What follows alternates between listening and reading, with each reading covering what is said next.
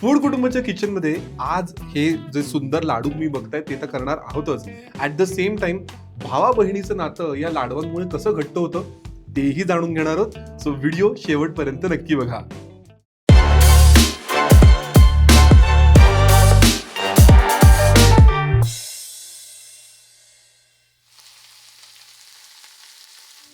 नमस्कार, मी अजीश. फूड कुटुंबाच्या विविधतेने नटलेल्या या भागामध्ये तुमच्या सगळ्यांचं मनापासून स्वागत आहे. आता आपण शाळेपासून प्रतिज्ञा म्हणतो की भारत माझा देश आहे, विविधतेने नटलेल्या परंपरांचा मला सार्थ अभिमान आहे. पण खरोखरच हा जो सार्थ अभिमान आहे हा आपण बाळगतो का? उत्तर आहे नाही. आपण आपला जो एक सेट पॅटर्न आहे ना त्याच्यावरतीच चालत असतो. त्याच्या पलीकडे जाऊन आपण कधीही काही वेगळं करत नाही. पण काळजी करू नका, फूड कुटुंब आहे. फूड कुटुंब हेच करण्यासाठी आज इथं आलेलं आहे. कारण आज फूड कुटुंबाच्या किचनमध्ये ज्या आमच्या गेस्ट आलेल्या आहेत, तुमच्या कातर्की काकू म्हणजे रमा कातर्की, माझा मित्र आहे अतिशय जवळचा संदीप कातर्की, त्याची आई आहे आणि त्या आज आपल्याला एक कर्नाटकी पदार्थ दाखवणार आहे. सो नक्की तो काय आहे काकू? तंबिटाचे लाडू. तंबिटाचे लाडू. आणि तंबिटाचे लाडू हे तुम्ही कधी करता?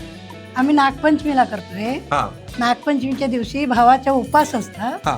त्या दिवशी हा. आम्ही देवाला नैवेद्य ठेवून हा. मग हे भावासाठी म्हणून आम्ही खातोय. क्या बात आहे. सो आता रक्षाबंधन जवळ आलेलं आहे. सो तुम्ही तुमच्या भावासाठी हे तंबिटाचे लाडू नक्की करू शकता. सो काकू, आपल्याला साहित्य काय काय लागणार? साहित्य: पंढरपूर डाळ, पंढरपूर डाळ, तीळ, तिळाचे कूट दोन्ही लागणार आहे. तीळ आणि तिळाचं कूट दोन्ही लागणार. हा, तीळ आणि तिळाचे कूट दोन्ही लागणार आहे. हा. आणि गूळ, तूप आणि खोबरं आणि भाजलेले शेंगदाणे. भाजलेली शेंगदाणीचं कूट.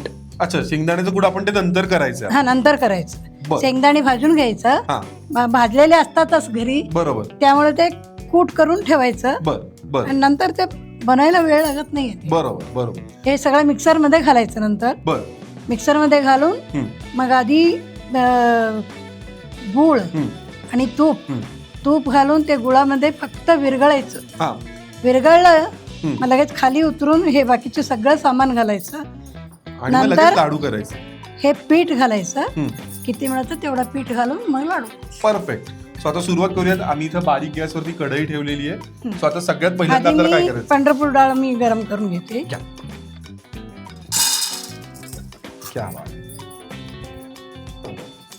काकू, मला सांगा की आता जसा आता हा तंबिटाचा लाडू हा खूप लोकांना हा प्रकार माहित नाही. हो. असे अजून कोणते कानडी पदार्थ येतो की जे बऱ्याच लोकांना माहित नाहीत आणि जे तुम्ही अगदी करता हमखास? भरपूर आहे. ह्या नागपंचमीच्या दिवशी तुम्ही जे काय करताय ना तेवढं म्हणजे खूप पदार्थ आहे. म्हणजे हेच असं काही नाही. म्हणजे एक तिळाचं लाडू पण म्हणतो आम्ही. तिळाचे लाडू पण असतात. तिळाचे लाडू असतं. बर. आणि शेंगदाण्याचे लाडू असतं. बर. ह्या आणि तुमच्यामध्ये भाताचे पण खूप छान छान भात, भयंकर भाताचे प्रकार खूप. मग त्याच्यातले अजून कोणते कोणते असे छान पदार्थ आहेत? भात म्हणजे फेवरेट म्हणजे बिशपाळी भात. बिशीबाळी भात. आणि बिशबाळी भात इथं महाराष्ट्रामध्ये करतात.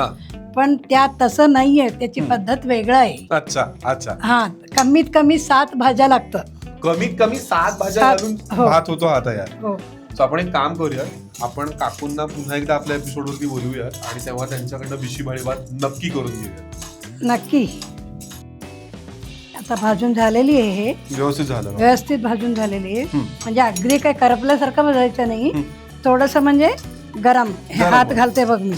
म्हणजे काही हाताला पण थोडस गरम असायला पाहिजे असं. परफेक्ट. आणि आता पुढे काय करायचं?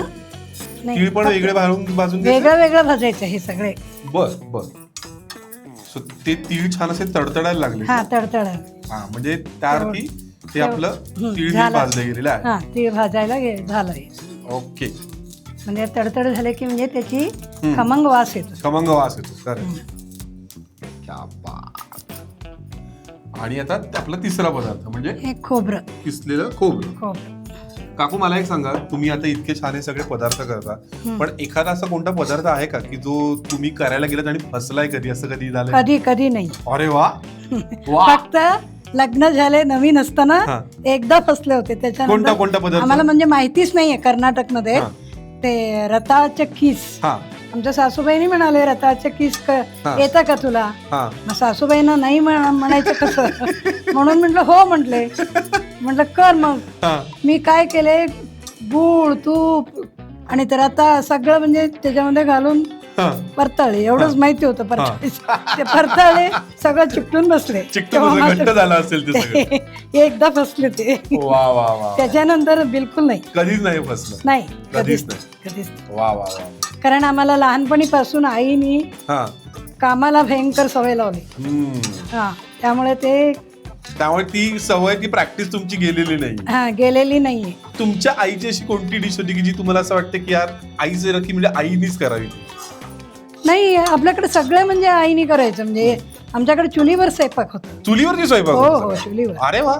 चुलीवर रोज आणि सोळ्यानी. सोवळ्यानी? हो, आम्ही कधी म्हणजे स्वयंपाक केला नाहीये. हा हा हा फक्त माझ्या लग्न 6 महिने असताना मी शिकले सगळं. बापरे. हा हे खोबरं आहे ना हम्म, थोडस लालसर पाहिजे, हम्म. म्हणजे ते पण खमंग त्याला वास त्याला येतो. एक खमंग पण आहे तो. खमंग पण येतं. आता बघा ते असं छान ते खरपूस दिसायला लागलं, खरपूस दिसायला त्याचा लागलं. वास पण छान यायला लागला तो असा हा खमंग. आणि त्याच्याने वास छान येतो ते. वा वा. सो आमचं खोबरं सुद्धा छान आता भाजून झालेलं आहे. आता आपली पुढची स्टेप करायची ते म्हणजे आपल्याला हे मिक्सर मधनं काढून घ्यायचं. मिक्सर मध्ये काढते. सो पहिल्यांदा काय घालूया? पंढरपूर डाळ. पंढरपूर डाळ घालायचं. आणि काकू साधारण आपण आता हे प्रमाण कसं घेतलंय? डाळ किती घेतलंय आपण आता? अर्धा किलो डाळ डाळ. घेतलं आणि अर्धा किलो खोबरं? डाळला हा, एक 2 वाट्या खोबरं खोबरं. खोबरं हम्म. आणि 1 वाटी आणि तीळ घेतले आपण. नाही 2 वाट्या तीळ. 2 वाट्या तीळ. कारण 1 वाट्याचं कूट केलं ना. हा हा 2 वाट्या तीळ हम्म. आणि 2 वाट्या शेंगदाणे. 2 वाट्या शेंगदाणे. हम्म. सो आता एक एक करत आपण अर्धा हे सगळं किलो. हो. मिक्सर मधनं काढून घेऊया. आणि ह्याची अगदी बारीक पेस्ट करायची ना आपल्याला? हा बारीकच अगदी करायचं. बारीक करायचं ना हा आपल्याला? चाळून गिळून घ्यायचं नाहीये. ओके.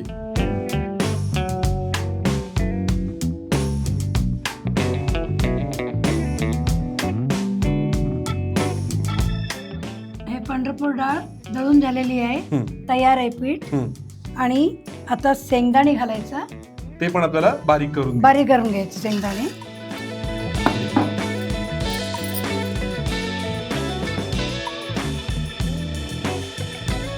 शेंगदाणे बारीक झालेली आहे. हा हे काढते मी आता. ओके. ते कितपत बारीक झाले दाखवा जरा समोर आपल्याला. दाखवते ना हे बघा. हा. अगदी बारीकच करायचं. हा. आणि आता सगळ्यात फायनल स्टेप काय करायची आपल्याला? फायनलचं म्हणजे हे तीळ सगळं कूट केलेली आहे. हा आणि खोबरं. हे खोबरं सुद्धा खोबरं थोडंसं. हा फक्त क्रश करायचं, म्हणजे जास्त नाही अच्छा. त्याच्यामध्ये घालायचं नाही. कारण ते ऑलरेडी आपण किसलेलं आहे. ओके. हा हा किसलेली आहे. आणि हे असंच घालायचं थोडं ओके. असं. असं हाताने हाताने. क्रश करायचं आणि घालायचं. हम्म. हे थोडं थोडंसं मिक्सरला फिरवू द्यायचं. खोबरं सुद्धा अगदी आपण खोबरं. हलकंसं फिरवून घेतलेलं आहे. हम्म. सो बेसिक तयारी झाली आपली सगळी. आता Yes. आपल्याला सो आमचे शेंगदाणे ना छान बारीक करून झालेले आहेत. हम्म. सो आता काकू आपल्याला पुढे काय करायचं? आता हे आपल्याला सगळं एकत्र करून एकत्र करायचं हे सगळं. आमचं खोबरं ऑलरेडी क्रश केलेलं आहे हा याच्यामध्ये. हम्म. आता याच्यामध्ये अजून शेंगदाणे घालूया, शेंगदाणे तिळाचं कूट घालूया त्याचा. तिळाचं कूट घालायचं.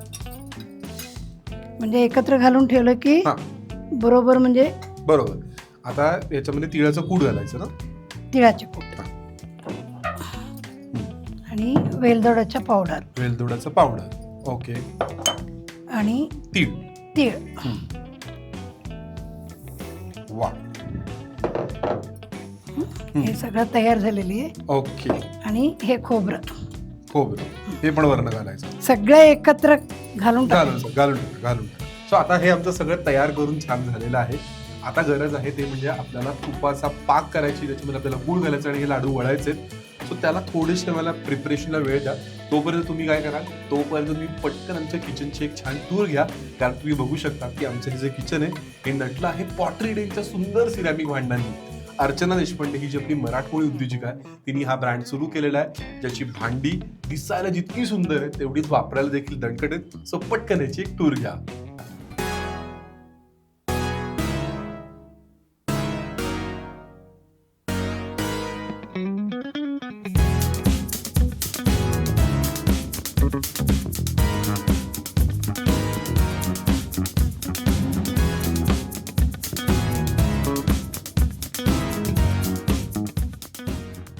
सो आपले तंबिटाचे लाडू बनवायची जी प्रोसेस आहे ती अगदी आता शेवटच्या टप्प्यामध्ये आलेली आहे. आम्ही इकडे छान भांड तापायला ठेवलेलं आहे. काकू आता त्याच्यामध्ये आपल्याला काय तूप आणि गुळ घालायचं आहे? हा, तूप दे आधी, तूप विरघळू दे, मग नंतर त्याच्यामध्ये गुळ गुळ घालायचं. घालायचं. ओके. तूप भरपूर पाहिजे. तूप भरपूर पाहिजे, त्याच्याशिवाय मजा नाही. वा, कमाल. तूप सगळं विरघळलं आणि ह्याच्यामध्ये आता गुळ घालायचं. गुळ घालायचं. ठीक आहे. मला सांगा, आपण साधारण आता अर्धा किलोचं हे जे डाळ घेतलेलं आहे त्याला साधारण तूप किती लागतं? मग अर्धा किलो झालं ना, पाव किलो पेक्षा जास्त. पाव किलो पेक्षा जास्त तूप पाहिजे. पेक्षा कमी. अच्छा. आणि गुळ साधारण किती घालायचं? साधारण गुळ 2 वाट्या. 1 किलोला पाऊण किलो बसेल. 1 किलोला पाऊण किलो गुळ. सो भरपूर आपलं तूप आणि गुळ हे पडलेलं आहे. आणि आता ते आपण ते गुळ विरघळण्याची फक्त आपण हे वाट बघतो. पूर्ती विरघळायचं. बर. चांगलं विरघळलं म्हणजे एकजीव होतं ते. बर. आणि हे लाडू, बेसन लाडू, रवे लाडू करताय ना, तसं नाहीये. ह्याची लाडू बांधायची पद्धत पण वेगळं आहे. अच्छा. बर. तसं हे कष्टाचं काम आहे. असं कष्टाचं काम आहे, सोपं नाही दिसत. नाही सोपं नाहीये, पण तेवढीच चवीला म्हणजे अतिशय उत्तम. आणि मेन म्हणजे पौष्टिक आहे. पौष्टिक फुटाणी प्रोटीन. बरोबर. खोबरं प्रोटीन. बरोबर. खोटं खोबरं. तीळ प्रोटीन. गुळ प्रोटीन. तूप प्रोटीन. सगळं प्रोटीन वस्तू आहे याच्यामध्ये. आणि डाएट पब्लिक साठी हे खूप छान नाही. आणि ह्या चातुर्मास मध्ये पहिला महिना हे लाडू चालतंय. फक्त वेलदोडा नाही चालत. बाकीच्या मध्ये हे लाडू खाता येतं. म्हणजे त्यामुळे सगळं प्रोटीन पण जातं पोटात. कारण तिखट विकट काही नसतं ना. बरोबर. 1 महिना भाजी नसतं कुठलं. बरोबर. मग हे असं सगळं पीठ वेगळं वेगळं करून खातात. पण काकू मला सांगा, हे लाडू केलं की साधारण किती दिवस टिकतात? हो, ते टिकतात म्हणजे राहतच नाहीये. टिकायला वेगळं आहे, राहतच नाहीये.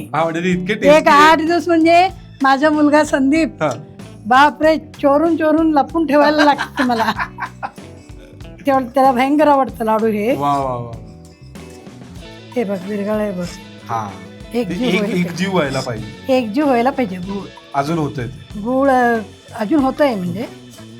आणि तो तुपाचा जो एक घमघमाट सुटलाय ना, तो इतका कमाल आहे ना. आणि तूप पण गरम होतं ना. बरोबर. त्यामुळे ते आणि गुळ सगळं एकजीव होऊन म्हणजे त्याची वास पण वेगळं टाईपचं होतं. ते माझ्या वडील वगैरे करायचे ना चातुर्मास. त्या पहिल्या रथामध्ये हे सगळं शेंगदाण्याचं पीठ आणि तिळाचे कूट आणि फुटाणीचं पीठ सगळं ते वापरलं. उडदाचं पीठ सगळं डाळ येतंय. आता ह्या थोडासा बुरबुर आला ना, बंद करायचं गॅस बंद करायचा. गॅस बंद करायचा. बंद करा. पटापटा घाल. पटपट घाल. ओके. गॅस बंद करून घालायचं ना हे आपल्याला? हो, गॅस बंद करून घालायचं. ते पीठ घालू होत आहे. ओके. आणि हे गरम असतानाच वळायचं ना? हो, गरम असताना वळायचं. बापरे, डेंजर काम आहे. कारण तो गुळाचा चटका तसा जोरात लागत. काही नाही लागत. तुम्हाला इतक्या वर्षांची प्रॅक्टिस आहे. आम्हाला कुठे एवढी प्रॅक्टिस आहे. वा. आणि तुम्ही म्हणला तसं ते बरोबर तेवढं तूप लागलं. बरं मग लागतं ते. आणि पटकन घट्ट पण होतं. आणि पटापट घालायचं हे सगळं. हळू घातला ना, मग गुळ एक ठिकाणी, पावडर एक ठिकाणी, पीठ एक ठिकाणी होतं ते. बरोबर. त्यामुळे ते सगळं एकदम भराभर घालायचं. बरोबर. मग नंतर हे एवढं पातळ आहे ना, आता 2 मिनिटांनी बघ ते एकदम घट्ट होईल. हे झाकून ठेवायचं. 2-3 मिनिटं झाकून ठेवायचं. म्हणजे ते सगळं एकत्र शिजल्यासारखं होतं ते. मेन म्हणजे त्यामुळे ते झाकून ठेवायचं. थोडं झालं मग नंतर लाडू द्यायचं. ओके. गरम गरम आहे अगदी. हात भाजेल तेवढा गरम आहे. हाताला थोडासा पाणी लावा किंवा तूप लावा, काही लावा, चालतं. तसं काही नाहीये. आणि हे आहे ना, थोडं असं हळूहळू घ्यायचं. बर. कारण खालचं गरमच असायचं. बघ आधीच किती गरम आहे. म्हणजे ते हात लावलाय तरी सुद्धा ते गरमच आहे. हे असं असे उभे हे करायचे.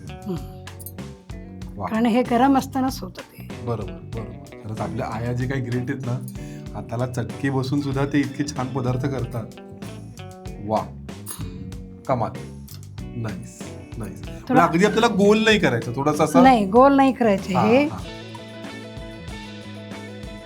एक काम करतो, हे सगळे लाडू पूर्ण वळून घेतो आणि मग तुम्हाला फायनल लुक आणि मग याची टेस्टिंग सेरेमनी करूया.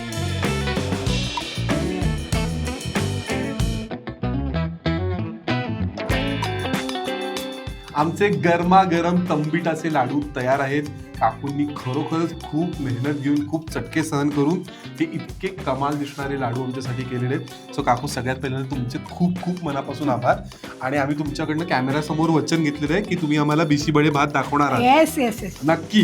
येस. सो त्याच्यासाठी तुमचे मनापासून आभार. आणि विथ युअर ड्यू परमिशन आता मी हे टेस्ट करतो. खाऊन सांग कसं झालंय. वा वा वा, कमाल आहे हे प्रकरण. पहिला घास घेतल्या तिथे तूप आणि डाळ आहे, त्याची इतकी कमाल चव आली ना काकू, की मला असं झालं की मी खूप दिवस झाले हा इतका महत्वाचा पदार्थ कसा खाल्ला नाही. सो एक काम करूयात, मी आता हा लाडू संपवतो. तोपर्यंत तुम्ही काय कराल, अर्थातच तुम्ही फूड कुटुंबाला लाईक शेअर सबस्क्राईब करायचं आहे. आणि हा खालती नंबर देतोय, त्याच्यावरती तुमच्याकडे सुद्धा जर महाराष्ट्राच्या बाहेरच्या सुद्धा अशा छान छान रेसिपी असतील की ज्या तुम्हाला असं वाटत असेल की या सगळ्या मराठी लोकांपर्यंत पोहोचवायला पाहिजे, तर त्या आमच्यापर्यंत नक्की पोहोचवत राहा.